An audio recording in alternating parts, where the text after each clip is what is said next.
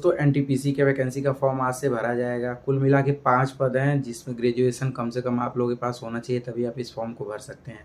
Confusion ये हो रहा है कि इन 5 पदों में सब में टाइपिंग मांगेगा या फिर किसी एक पद में। तो 3 पद ऐसे हैं जिसमें टाइपिंग टेस्ट नहीं होगा, बस CBT 1 CBT 2 पेपर होंगे यानी कि प्री और मेंस होंगे।